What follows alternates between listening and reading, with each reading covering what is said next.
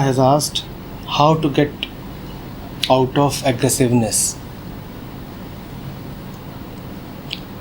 First of all, you have to totally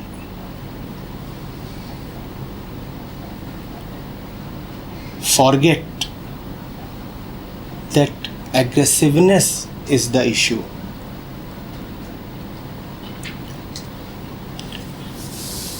All problems arise from ignorance. All problems, including aggressiveness. And it is a part of ignorance to assume that aggression is an important problem or is a central problem. If you are aggressive, then surely you are not seeing something. I could as well say that if you are aggressive, then watch your aggression. But that will be difficult for you because in the moment of anger, it is just too theoretical to say watch. It is extremely difficult to watch yourself right in the moment of anger. Later on, you can go into memories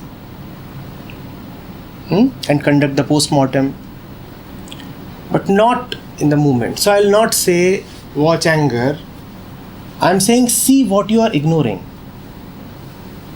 Seeing what is in front of you is sometimes more difficult than seeing what you are ignoring. Seeing what you are ignoring is easier. So have a look at that. What are you ignoring? Is aggression the central problem? Where there is aggression, there are bound to be 100 problems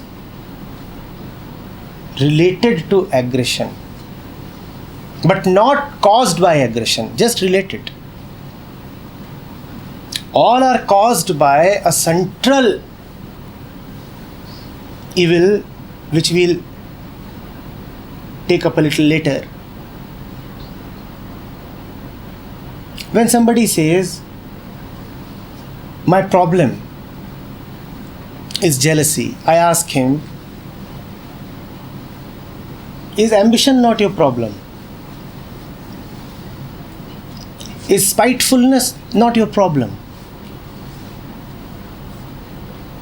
Is competitiveness not your problem?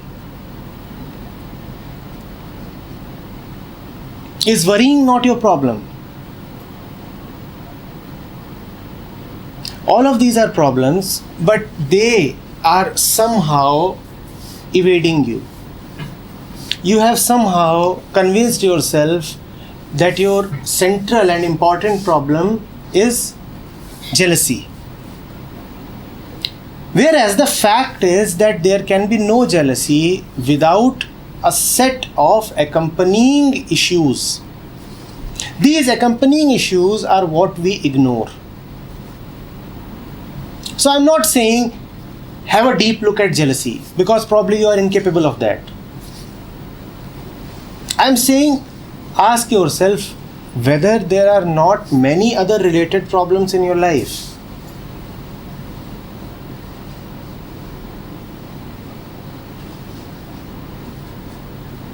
When someone says that lovelessness is my problem, then I ask him, is ignorance not your problem? Is an internal gossip not your problem? Is the need for excitement not your problem?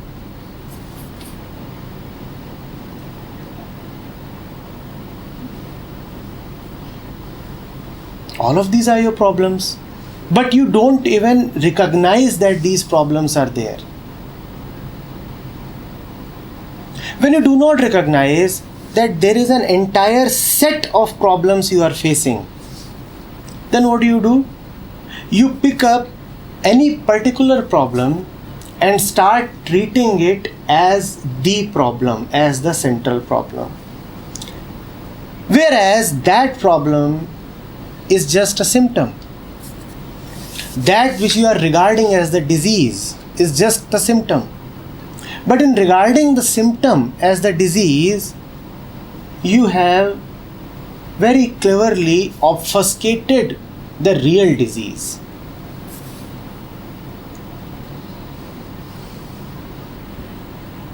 Please understand this.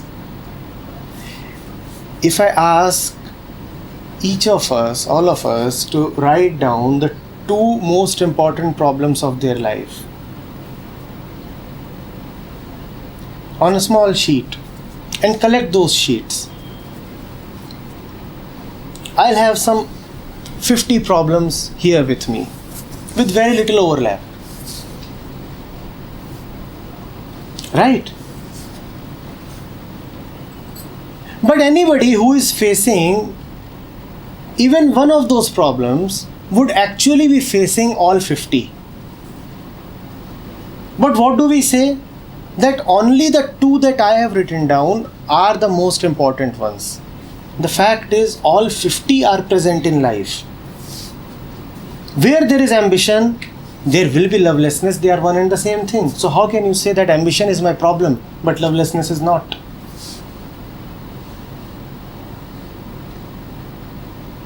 Where there is fear, there will be hope.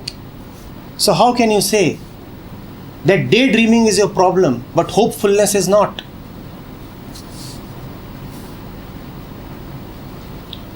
All these are interrelated. And when you see the interrelation of this, you see that this web of interrelated problems is actually dominating your entire life. This web is covering your entire mind. Now you cannot say that a part of the mind is a problem. Now you have to accept that your mind in totality is the problem. That whatever you are doing is a problem. But if you just say that aggression is the problem, then you are falsely claiming that the rest of my life is not a problem, and this, I assure you, is a totally false claim. You cannot say that a corner of my mind is diseased and the rest of my mind is healthy. The thing is a unified whole. If you are healthy, the health will show up in every aspect of your life. And if you are sick, the sickness will show up in every aspect of your life. So if somebody says, "Sir, my problem is that I cannot concentrate in office," then I know immediately that the fellow cannot have good relations even at home. But the fellow wants to believe and insists that, "No, sir, at home I am the apple of all eyes. At home I am the most loving being. It is only in office that I feel sleepy and unproductive." Impossible. You are the same unit. Problems at office are a sure indication of problems at home.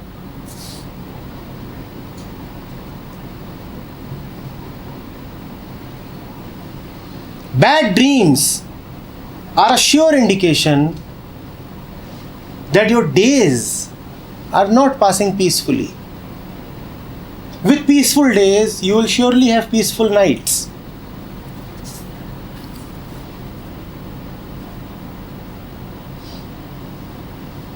A bad body is a clear indication that there is something wrong with the mind also.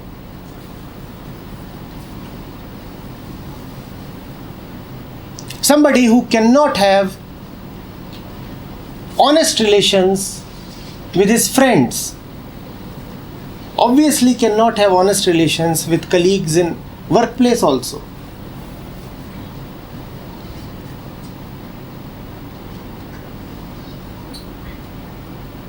Somebody who has no love, no relationship with animals and plants and the whole ecology, cannot have real love towards his kids also. So if someone says, my problem is that I am violent towards nature, then surely that violence will be evident even in the fellow's relationship with everything else.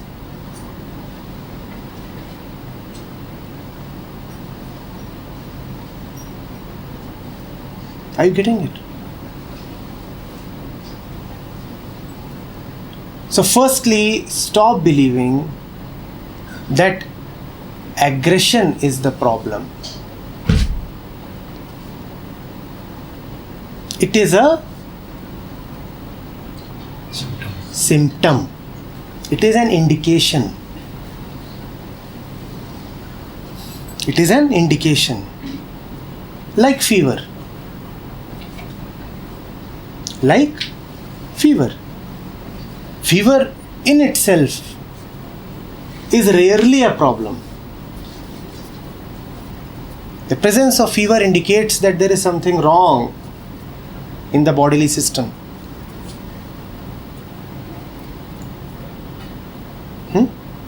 So forget aggression. Forget aggression totally.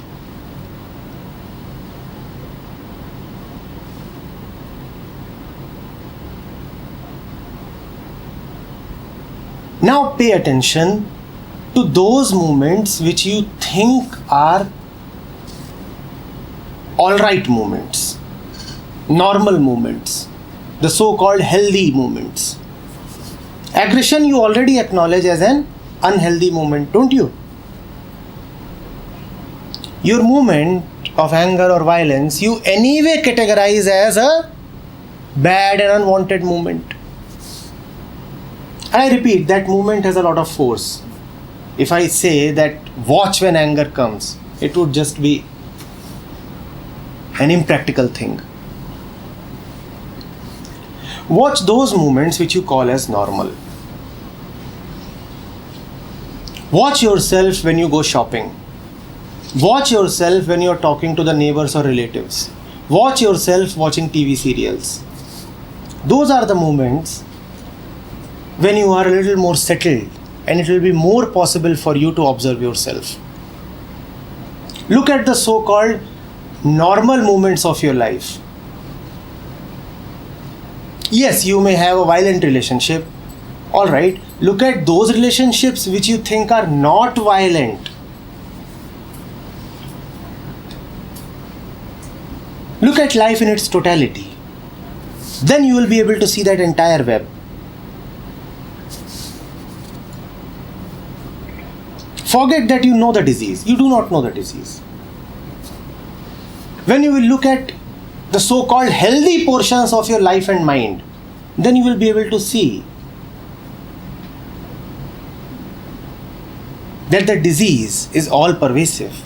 It infects all parts of the body, like viral fever. Everything in the body aches, right from head till toe.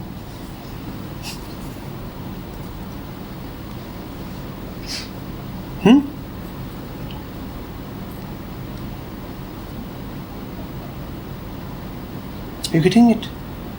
Can we just keep our diagnosis of our problems away for a while? Can we come with an empty mind, not with a homemade diagnosis? And that's what most patients like to do. When they reach the doctor, they want to tell everything about the disease. And often the doctor does not want to hear. And the patients feel offended. They say, my disease, I know so much about it, I wanted to tell the doctor, he didn't even listen properly. Has it happened with you? The patient always has a great belief in his self-diagnosis. I know my disease. If you know your disease, why have you gone to the doctor? Cure yourself. And if you know so much, why are you diseased at all, first place?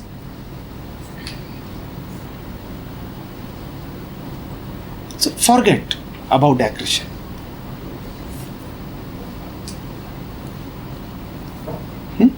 Look at the little small, tiny instances of life, the day-to-day routine activities. How do I sit? How do I talk? How do I write? What am I full of? What am I thinking all the time? What makes me nervous? What are my hopes? What are my insecurities? When someone tells me that he has achieved a lot, how do I feel? When I see someone begging, how do I feel?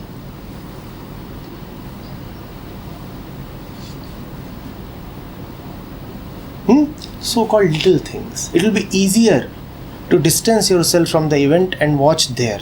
So start from there. Then you will discover a lot more. Discovering the extent of illusion is a step in the direction of freedom from illusion. Right?